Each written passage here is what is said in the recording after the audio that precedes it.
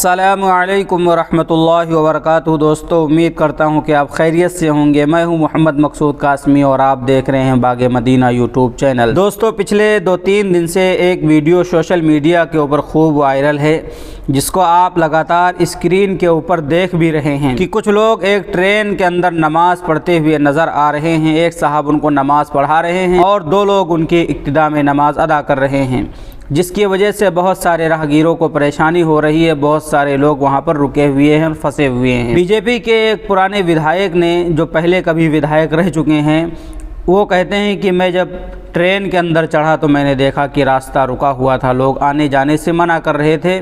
मैंने मोबाइल से वीडियो बनाया और मैंने रेलवे के स्टाफ को वीडियो शेयर कर दिया, जिसको आप लगातार स्क्रीन के ऊपर देख रहे हैं। हालांकि कुछ लोग ये कह रहे हैं कि ये लोग अपनी अपनी सीटों के ऊपर बैठ करके भी नमाज़ पढ़ सकते थे, अकेले अकेले नमाज़ पढ़ सकते थे। इस तरीके से रास्ता घेर करके नमाज़ पढ़ना कहाँ तक दुरुस्त है।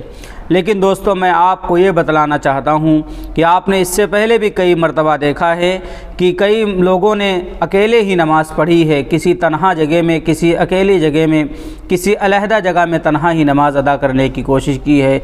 उसका भी वीडियो बना लिया गया और उसको भी वायरल कर दिया गया है। तो अगर ये लोग अपनी सीटों के ऊपर भी नमाज़ पढ़ते, तब भी शायद इनकी वीडियो को वायरल कर दिया जाता, तब भी इनकी वीडियो सोशल मीडिया के ऊपर आ जाती, क्योंकि नफ़रत फैलाने वाले तो हर जगह ही हैं। खैर, इन नमाजियों को ये चाहिए था कि थोड़ा सा रुक जाते और इत्मीनान और सुकून से जब लोग अपनी अपनी सीटों पर बैठ जाते, ट्रेन चल देती, तब ये लोग अपनी नमाज़ पढ़ना शुरू करते, तब ज़्यादा बेहतर होता। खैर, जो कुछ भी होना था अब तो वो हो गया। अल्लाह तबारक व तआला से दुआ है, अल्लाह तबारक व तआला हम सबको अपने हिफ्ज़ व अमान में रखे।